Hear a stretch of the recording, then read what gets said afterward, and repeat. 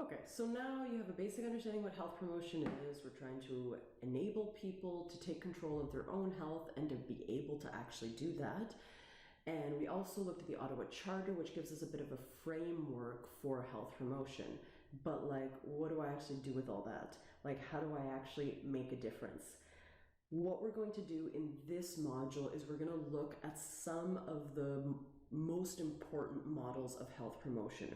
We're going to look at something called the ecological model, we're going to look at the Reciprocal model, and we're also going to look at the Public Health Agency of Canada's health promotion model, public health model as well.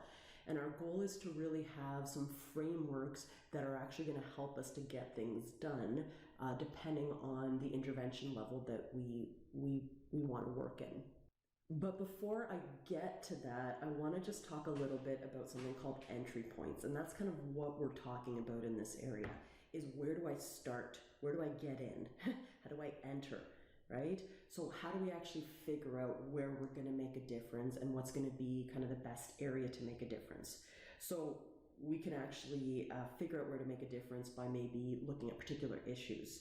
Maybe we run some monitoring, some surveys, we do an epidemiological analysis, and we decide kind of on certain areas on which to make a difference, okay? However, often this kind of issues-based approach, it often focuses on an individual level, okay? In health promotion, we typically focus on populations and on settings, okay? So populations, we might look at equities and difference in equities in populations that are at higher risk.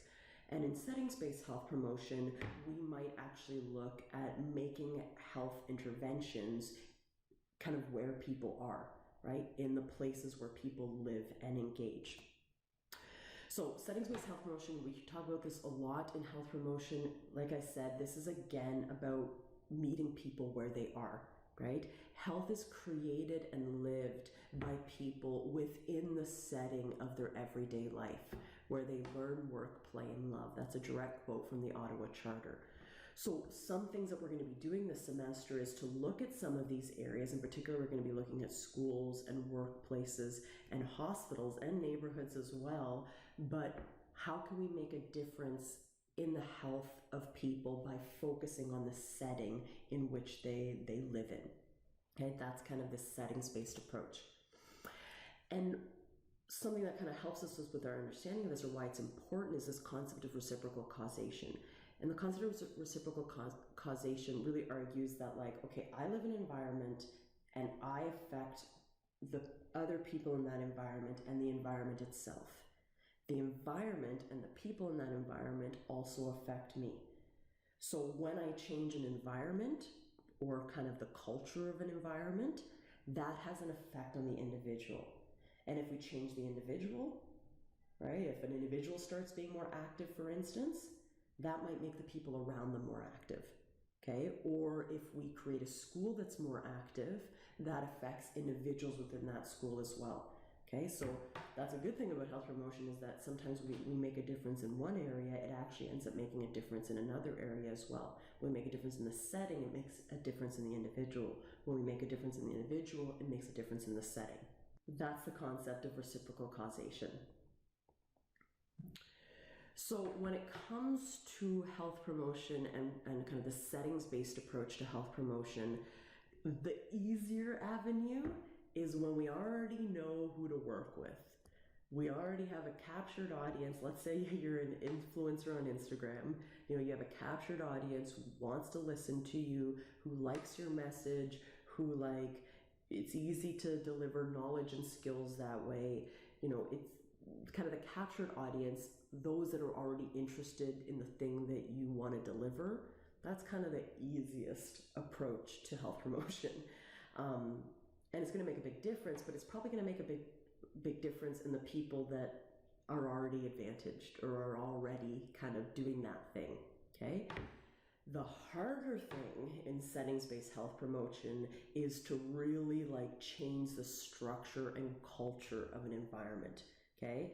And in this kind of thinking, the individual really isn't able to make much of a difference in their own lives because that setting, that community that they live in, really makes it hard to make a difference.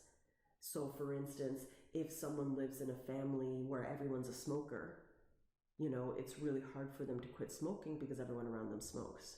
Or if someone lives in a culture where drinking or smoking pot is really socially acceptable, then it's maybe harder for someone to quit or easier for someone to take it up because that society, that culture is really pushing that behavior on them, okay?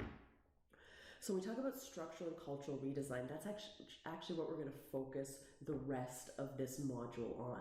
Those three big models of health we're going to look at actually focus on how we change the setting, and again, the setting isn't necessarily like a physical place. It could be more of a culture. How we change those things to make a difference in the health of the individuals within that setting as well, okay? And ideally, that can make a difference on the whole system, which has a bigger effect on health. So a little bit more about models, because we've talked about models in PPK 140, and in particular, we talked about models of health, okay? In this class, we're gonna look at models of health promotion, and we're gonna look at health models of behavior change. So just a quick differentiation between those three things. So a model of health is a way of looking at the complete state of physical, mental, and social well-being at health, okay? So for instance, the medical model of health focuses on treatment, focuses on disease, where a wellness paradigm that looks at health looks more about people living a balanced and well-adjusted and happy, enjoyable life, okay? Those are two different ways of looking at health at the individual level. That's a model of health, okay? A model of health promotion, like I mentioned, these are more frameworks that guide our decision-making process as to how to actually deliver an intervention that's going to make a difference, that's going to promote health. So that's what we're going to do in this unit, is we're going to look at health promotion models. In this course, we are not looking at individual models of health. We are looking at health promotion models, and we are also looking later on, not in this unit, at something called behavior change models. And these are more of guides that help us understand how people change behavior and what we can do and where we can intervene to help people change behavior. So I just wanted to give you an overview of the difference between a health model, a health promotion model, and a behavior change model before we start looking at these three health promotion models, kind of the big three health promotion models that we're going to cover in the following modules in this week's material.